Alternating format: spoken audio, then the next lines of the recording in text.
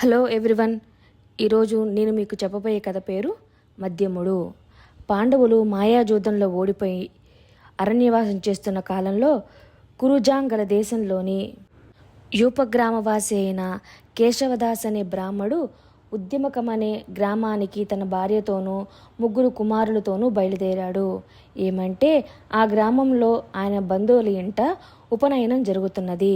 కేశవదాసు కుటుంబం అరణ్యంలో పాండవులుండే ఆశ్రమం పరిసరాల్లోకి వచ్చేసరికి తలవని తలంపుగా ఒక భీకరాకారం వారికి ఎదురయ్యింది. ఆ మనిషి చింపిరి జుట్టు, పచ్చగా ఉన్న పెద్ద కళ్ళు, నల్లటి శరీర ఛాయ, ఎత్తుపళ్ళు, విశాలంగానూ బలిష్టంగానూ ఉన్న రొమ్ము చూసి 5 దడుచుకున్నారు. ఆ వచ్చినవాడు ఘటోత్కచుడు, భీముడికి హిడింబికి పుట్టిన కొడుకు. వాడు తన తల్లి భోజనార్థం ఎవడైనా యువకుడు దొరుకుతాడేమోనని వెతుకుతూ బయలుదేరాడు. అదృష్టవశాత్తు వాడికి బ్రాహ్మణ దంపతులు, వారి 3 కొడుకులు కనిపించారు. వారు తనను చూసి పారిపోతుండడం చూసి ఘటోత్కచుడు, బ్రాహ్మణోత్తమ, ఆగు ఆగు, గరుత్మంతుడిని చూసిన పాములాగా ఎందుకు పారిపోతావు అన్నాడు. వాడు రాక్షసుడని, తమకేదో అపకారం చేస్తాడని కేశవదాసుకు తెలిసిపోయింది. ఆ సమీపంలోనే పాండవుల ఆశ్రమం ఉన్నదని ఆయనకు తెలుసు. గాని భీముణ్ణి ఒక్కడినే ఆశ్రమంలో కాపుంచి మిగిలిన పాండవులందరూ దౌమ్యుడి ఆశ్రమంలో జరిగే యజ్ఞానికి వెళ్లారని ఆయన విని ఉన్నాడు. తమను ఈ రాక్షసుడి నుంచి రక్షించడానికి భీముడే చాలు. కానీ కేక పెడితే భీముడికి వినిపిస్తుందా? దట్టంగా లతలు పెనవేసుకుపోయిన అరణ్య వృక్షాలలో నుంచి కేక ఎంతో దూరం వెళ్ళదు. అందుచేత ఆ బ్రాహ్మడు ఎలాగైనా ఆ రాక్షసుణ్ణే మంచి చేసుకుందామనుకొని ఘటోత్కచుడితో, నాయనా, దారికి అడ్డు తగిలి మమ్మల్ని ఎందుకు బాధిస్తావు? మా దారిన మమ్మల్ని వెళ్ళనివ్వు అన్నాడు. బాబు, అలాగే వెళ్ళవచ్చు, కానీ ముందు నాకు మీ కుమారుల్లో ఒకని దయచేసి ఇవ్వండి. మా అమ్మకు ఇవాళ నరమాంసం మీద కోరిక పుట్టింది. తినడానికి పనికి వచ్చే మనిషిని తీసుకురమ్మని ఆవిడ నన్ను ఆజ్ఞాపించింది అన్నాడు ఘటోత్కచుడు. ఓరి రాక్షసాదమా, నేను బ్రాహ్మణ జన్మ ఎత్తినవాణ్ణి కదా. వేదపారంగుతుడైన నేను నా కొడుకును నరభక్షకుల వాత పెడితే నాకు ఉత్తమ లోకాలుంటాయా అన్నాడు కేశవదాసు. తమరు 1 కొడుకుని ఇవ్వడానికి పేచీ పెడితే మీ 5 నేను క్షణంలో చంపేయగలను అన్నాడు ఘటోత్కచుడు. ఈ మాటలకు కేశవదాసు వణికిపోతూ భార్యతో, ఏమే, నా వయసు తీరిపోయింది, నీ రాక్షసుడికి బలి అయ్యేదా ఏమిటి అన్నాడు.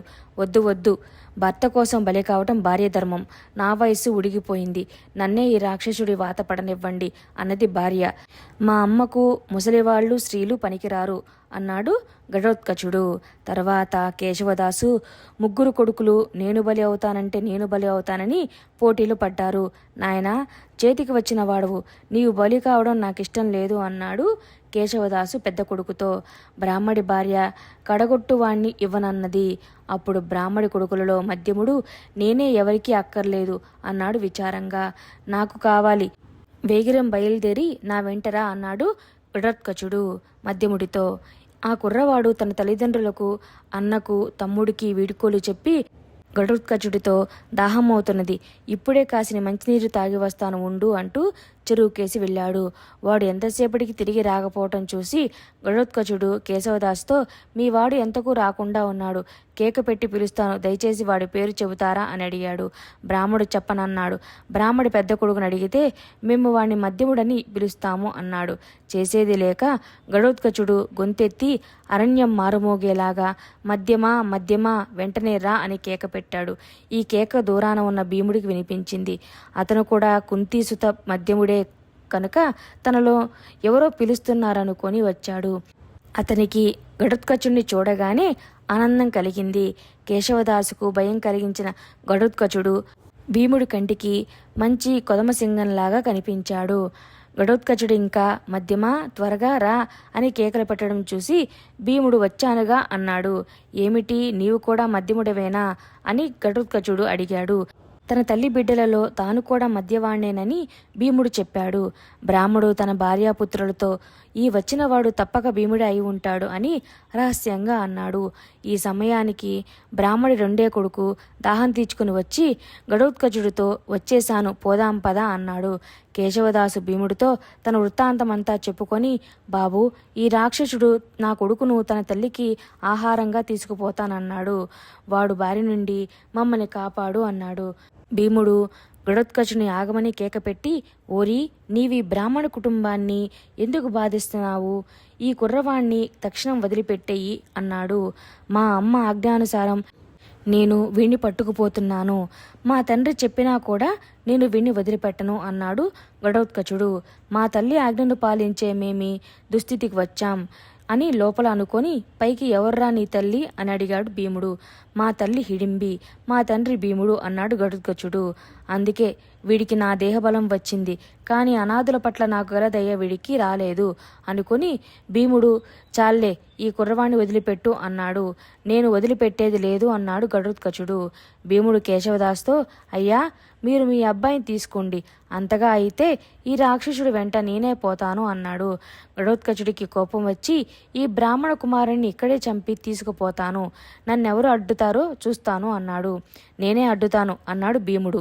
అలా అయితే నీవే నా వెంట రారాదు అని గడోత్కచుడు భీముణ్ణి అడిగాడు. చేతనైతే నన్ను బలాత్కారంగా తీసుకుపో, నీ శక్తి చూస్తాం, నీకు శక్తి చాలకపోతే అప్పుడు నేనే వస్తాను అన్నాడు భీముడు. నేనెవరో తెలిసి మాట్లాడుతున్నావా అని గడోత్కచుడు అడిగాడు. తెలుసు, నీవు నా కొడుకువు అన్నాడు భీముడు. ఈ మాటకు గడోత్కచుడు చిందులు తొక్కాడు. వాడి కోపం చూసి భీముడు చాలా ముచ్చటపడి, కోప్పడకు, నా వంటి వీరుడు నీ వంటి కుమారుణ్ణి కొడుకు అనుకోవడంలో తప్పులేదు, క్షమించు అన్నాడు. మొదట అవమానించడం గాక ఇప్పుడు భయపడే క్షమాపణలు అడుగుతావా అన్నాడు గడోత్కచుడు. భయమా? అది ఎలా ఉంటుందో కూడా నాకు తెలియదే, నీ వద్ద నేర్చుకుంటాను చెప్పు, భయం ఎలా ఉండేది ముందు తెలుసుకున్నాక కర్తవ్యం నిర్ణయిస్తాను అన్నాడు భీముడు. భయం ఎలా ఉంటుందో ఇప్పుడే చెబుతాను, ఏ ఆయుధం తీసుకుంటావో తీసుకో అన్నాడు గడోత్కచుడు. భీముడు కుడి చేయి చాచి, శత్రువులను మర్దించడంలో ఆరితేరని ఈ చెయ్యే నా ఆయుధం అన్నాడు. ఏమిటి, నువ్వు భీముణ్ణి అనుకుంటున్నావా అన్నాడు గడోత్కచుడు వెటకారంగా నవ్వుతూ. ఎవరా భీముడు? శివుడా, కృష్ణుడా, ఇంద్రుడా, యముడా అని భీముడు అడిగాడు. అందరూ కలిస్తే ఆయనకు సమానం అవుతారా అన్నాడు గడోత్కచుడు. అది అబద్ధం అన్నాడు భీముడు.